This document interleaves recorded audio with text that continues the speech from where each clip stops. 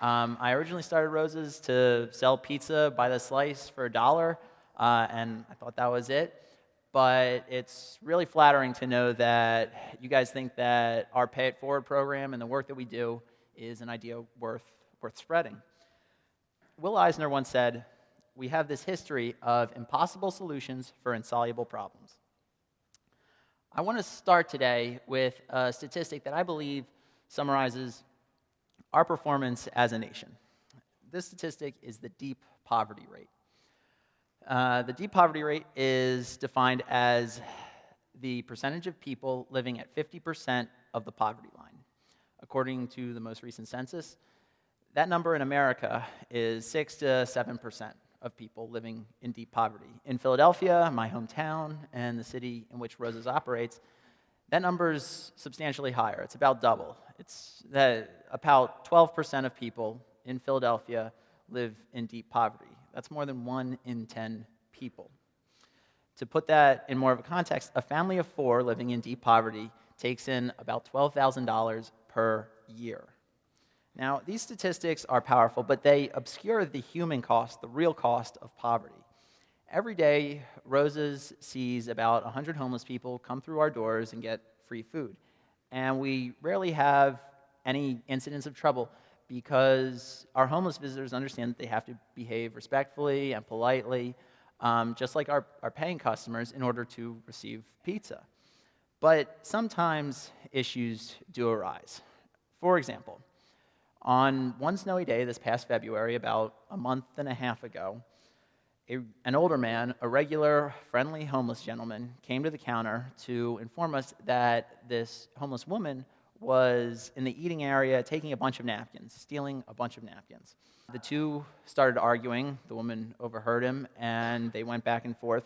And we told them to either settle down or to leave. Now, the woman turned to me, and she pleaded just to be left alone. She said something to me that I'll never forget. She just said, "You know, I'm a homeless woman. I need napkins. What's the big deal? It's nobody's business." And I thought it was strange for her to reference her gender, but I let it pass. So the group eventually left the shop, but they continued to argue as they exited, and halfway down the street, a fight broke out. The woman's boyfriend got involved. He pulled the hood over the head of the older gentleman and just started punching him. Fortunately, the police were in the area. They got involved. They broke the fight up, and luckily nobody was hurt. But it got me thinking, what happened to incite such violence?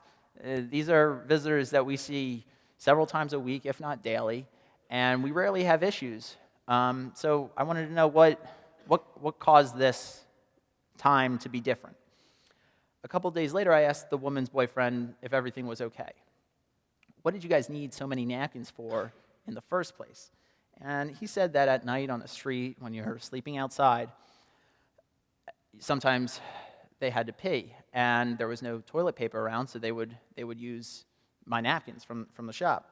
So, in other words, this fight, and I'm sure other instances of violence across the country, break out for these very avoidable reasons. In this particular case, this fight stemmed from a couple pennies worth of toilet paper. So it illustrates that when a person is mired in deep poverty, his focus is on just basic survival, on just scraping by. Adults in deep poverty have access to few resources to improve their lives, and so they're often forced to sacrifice opportunity for long-term improvement in favor of just short-term results, just getting by. Even more tragically, children that are raised in deep poverty simply can't afford basic opportunities like basic health care and a useful education. The lack of such opportunities hinders their development and impacts them for the rest of their lives. And they're forced to perpetuate this cycle of deep poverty. It's very tragic, and it's very difficult to escape. To truly end this cycle, we as a country must do our part. We must continue along our history of innovation. Today, I want to make the case for Rosa's seemingly impossible solution for eliminating hunger to be implemented across the country in all different types of businesses and industries. Now, we currently rely on a strange patchwork of government and nonprofit organizations to provide much-needed resources for people in desperate need. It's not terrible, but it's not sufficient. To truly eliminate deep poverty, to elevate those affected by deep poverty to a more productive position in society, for-profit businesses have to step up, just like Rosa's has done, and afford people in need the access to the goods and services, the basic necessities that they produce. People recently have become fascinated with the work that Rosa's does because I believe they're projecting our success and our solution on a myriad of other different problems affecting the nation. But Rosa's had very humble beginnings. As I said, I originally started Rosa's to sell pizza by the slice for $1. I was working on Wall Street in New York City. I had reached a plateau at my job, and I wasn't learning as much. I'd always wanted to own my own business, and I saw the success and the proliferation of the dollar pizza stores throughout New York and Manhattan, and I thought it was just a concept that could work back home in Philadelphia. So I moved back home and started Rosa's, a pizza shop that I named for my mom. Now, early on, a few articles appeared about us in print. Most of them talked a lot about the pizza. One in particular focused on, how we improved the quality of our pizza from the very first day that we opened. We make really great pizza. But it also noted how we took a lot of pride in how we feed our neighborhood's homeless because they could just naturally afford our food. It was only $1 a slice. Soon after this came out, a customer visited wanting to sample our pizza, but he also asked if any homeless people ever came in short of the $1. And it wasn't uncommon, and I told him as much, and he did something very special. He offered to pre-purchase the slice for the next homeless person that came in short. He referenced a tradition in Italy called caffè sospeso, or a suspended cup of coffee, where cafes allow their paying customers to purchase extra cups of coffee, and they'll put an empty cup on a shelf behind the register to signify that something's been purchased and can be redeemed, and a person in need with complete dignity can visit and enjoy a hot cup of coffee. I thought the idea was brilliant. I ran out and I got Post-it notes and I put one up on a wall behind the register, and I intended to keep track of the program that way.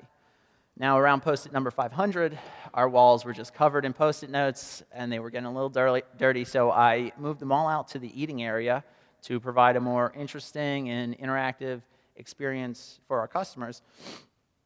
And now we just keep track of the pay-it-forward system with our cash register and our computer system. On January 13th of 2015, about a year and a half ago, an episode of The Ellen DeGeneres Show aired, featuring our story and the Rosa's business model. Now, Ellen was kind enough to have me on the show and to share my story and our work, and the attention focused on our operations has since increased exponentially. Rosa's went viral. Now, our program is met with a very positive reception because it's one of the most efficient solutions for alleviating hunger. There are no additional administrative expenses. Just as we use a cash register and a computer to track the performance of our business, we also use it to account for the Pay It Forward program. There are no additional distribution expenses. Homeless visitors are coming in to get food when they're hungry and when they're nearby. We're not transporting the food or the recipients elsewhere. There's no additional investment in capital expenditure or any extra ongoing expenses. We simply use the assets and the resources that we've already employed in our daily work of making pizza, and we afford food access for 100 homeless people every day. Our Pay It Forward program is also extremely effective. It might be one of the most effective means for feeding people in need. We have little food waste because we only make food as is needed for both homeless visitors and paying customers. We never speculate on the volume of food, and thus we never find ourselves with too much or too little. We also never turn homeless people away during feeding hours, and this affords them access to food for about 6 hours every day. Lastly, recipients rarely abuse our charity, and this is a question that I've gotten more and more. How do you guarantee that nobody takes advantage of your program? So our pizza can't be converted to cash for nefarious purposes, And because we give one slice at a time, but we allow our homeless visitors to come in multiple times throughout the day, the program is there for even the hungriest visitors. But it's very difficult to be abused by people looking to just get away with a lot of free food quickly. In short, it's difficult for the recipients of donations to make bad decisions and to pervert the intentions of our charity.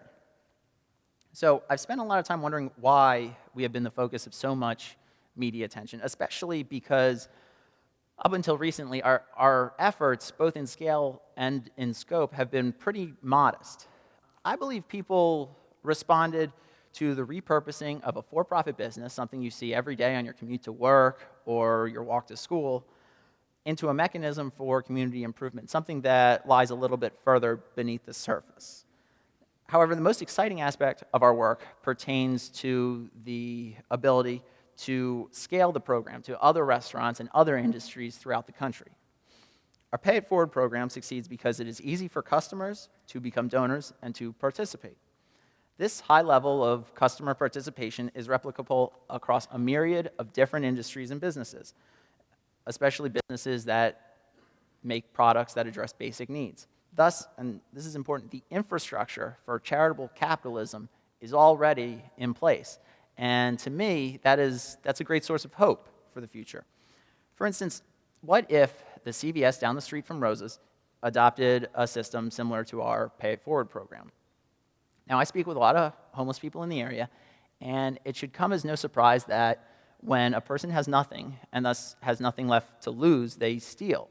CVS is an easy, faceless corporation that many people can target without much feeling of guilt. They steal items from CVS either for their own use or to sell for pennies on the dollar. And these crimes of poverty are pathetic, but unfortunately, throughout America, they're all too common. Now, Rosa's offers a solution. We see a great deal of homeless people come through our doors, but our rate of theft is extremely low. Moreover, Rosa's is actually helping each homeless visitor when they come in and simultaneously making a profit. What if CVS had a menu of inexpensive items that cost between a quarter and $2, items like toothbrushes, soaps, Band-Aids, snacks, maybe even toilet paper, that paying customers could donate towards? Similar to Rosa's experience, I think low-price retailers would see much higher sales, much lower theft, an increase in brand image, and an increase in profitability. The concept is applicable to clothing retailers as well, especially low-price clothing retailers like thrift stores such as Buffalo Exchange, large discount chains like Target and Walmart. Now, these businesses sell a ton of warm clothing in the wintertime at some of the lowest prices in the country. Furthermore, they have locations across the nation, some in areas with a high population of people in need. Again, the infrastructure for the distribution of these items is already in place. There's already relationships with paying customers who could become donors.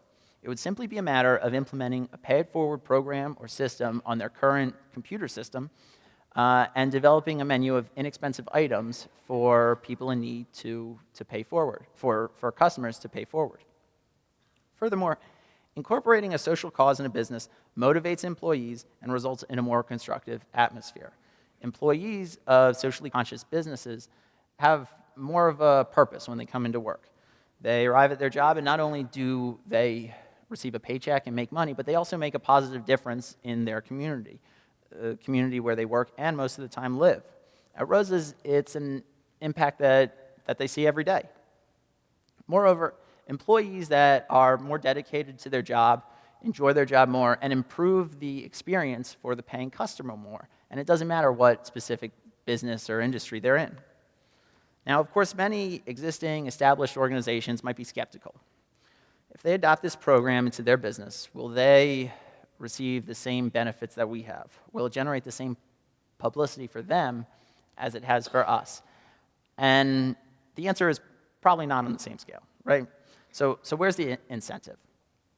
The objective here shouldn't be for them to duplicate our business model. That doesn't make sense. They've found success with their own business model, their own procedures, their own systems. The implementation of our program will not instantly revolutionize their organization, or create some dramatic shift, but it would improve sales, it would reduce theft, it would inspire more dedication from their workforce, and it would dramatically improve the community in which they operate in. Now, this type of work should not be practiced by a minority of elite businesses. It should be standard procedure throughout the country. I don't think that I care more about people in need than the average person. I don't think that I'm more generous than the average business owner. I've just been fortunate enough to make an innovation on a traditional business and thus positively impact the lives of a lot of people experiencing poverty. But I think it's a transformation that many other businesses can make. Over the past 2 years, I've been deeply moved by the innumerable acts of kindness that I've seen every day at Rosa's. But I'm also deeply distressed by the amount of poverty that I see in Philadelphia and in other cities across America. I think efforts similar to Rosa's Pay It Forward program can be worked into business models throughout the country, and I encourage business and industry leaders to take the initiative and to employ our program into their work. Now, I open this quote with a quote from Will Eisner. We have this history of impossible solutions for insoluble problems.